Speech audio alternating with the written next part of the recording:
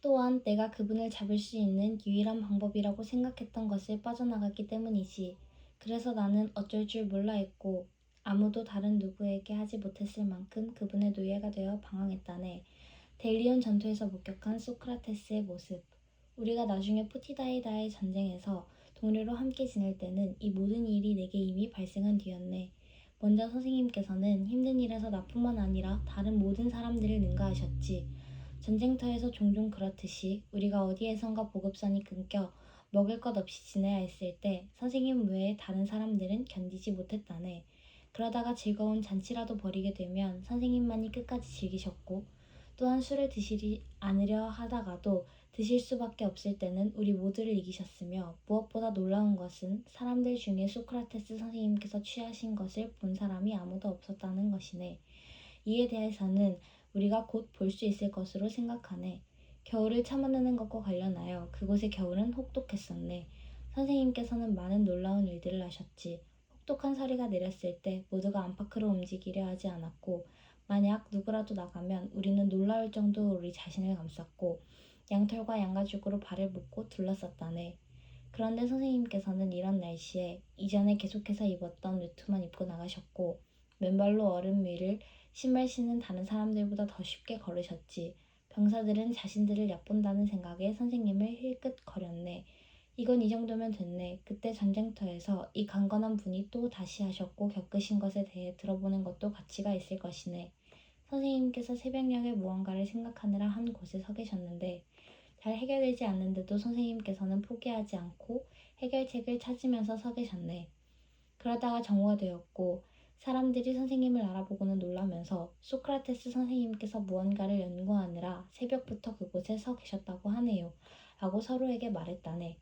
마침내 저녁이 되었을 때 몇 명의 이오니아 사람들이 저녁을 먹고 그때는 여름이었기 때문에 매트리스를 끌고 나와 서늘한 데서 자려고 했고 그와 동시에 그들은 선생님께서 밤새 서 계시는지 지켜보았네. 선생님께서는 새벽이 되어 태양이 떠오를 때까지 서 계셨고 태양의 기도를 하신 뒤에야 떠나가셨네.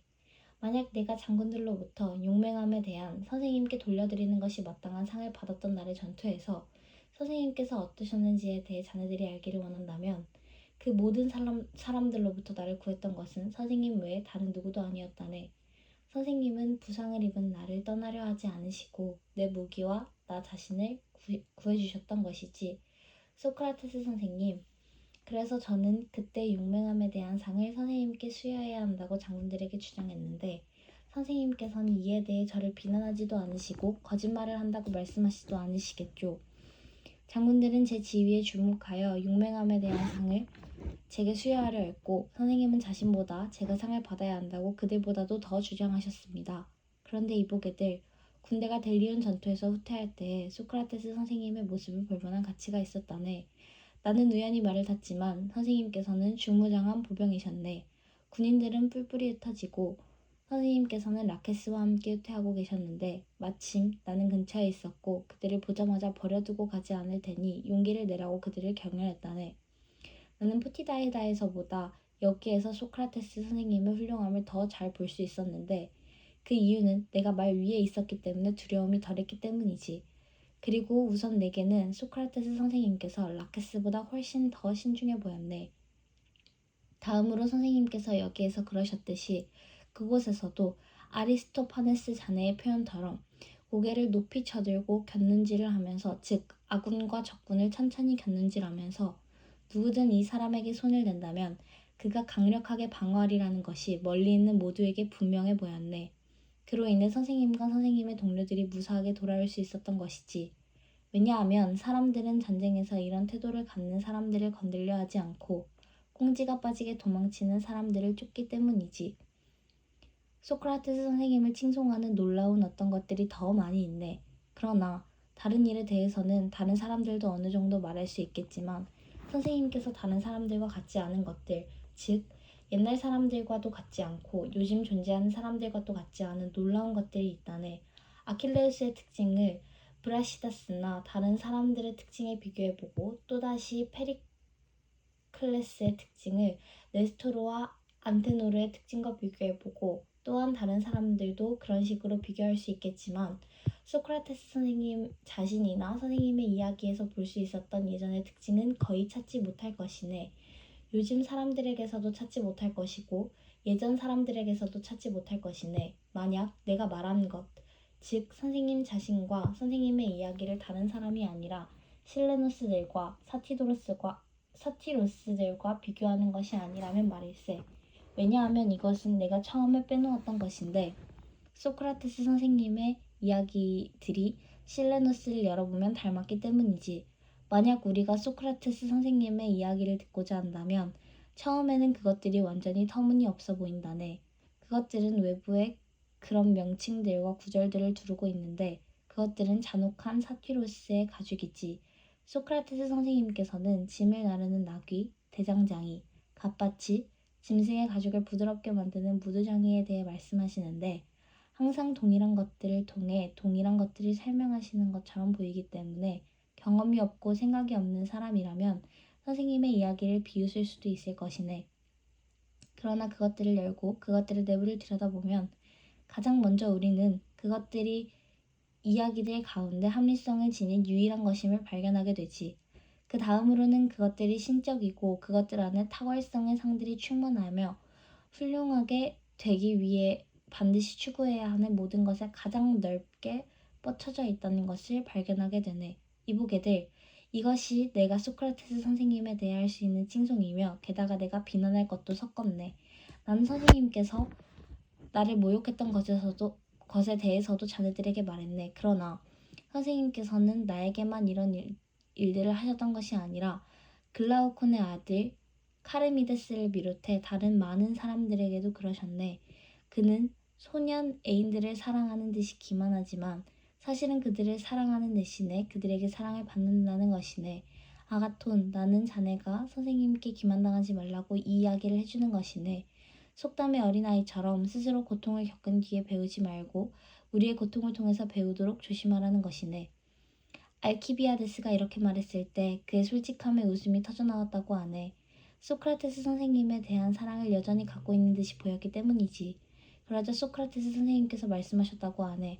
알키비아데스, 내게는 자네가 취하지 않은 것처럼 보이는군. 왜냐하면 만약 자네가 취했다면 자네가 이런 이야기를 무엇을 위해 말하는지 숨기려 하면서 이처럼 에둘러서 자네 자신을 드러내지는 못했을 것이고 또한 그것을 부수적인 것처럼 끝에 놓지도 않았을 테니 말일세. 자네가 말한 모든 것의 목적은 나와 아가톤을 중성모략하기 위한 것이었네. 왜냐하면 자네는 내가 다른 누구도 아닌 자네를 사랑하고 아가톤은 다른 누구도 아닌 자네의 사랑만을 받아야 한다고 생각하기 때문이네. 그러나 자네는 빠져나가지 못했네. 자네의 사티로스 또는 실레누스에 대한 연극이 드러난 것이지. 이복의 아가톤, 그의 연극이 성공하도록 두지 말고 누구도 나와 자네를 중상모략하지 못하도록 방비하게. 그러자 아가톤이 말했다고 하네. 소크라테스 선생님, 선생님께서 진실을 말씀하신 것 같군요.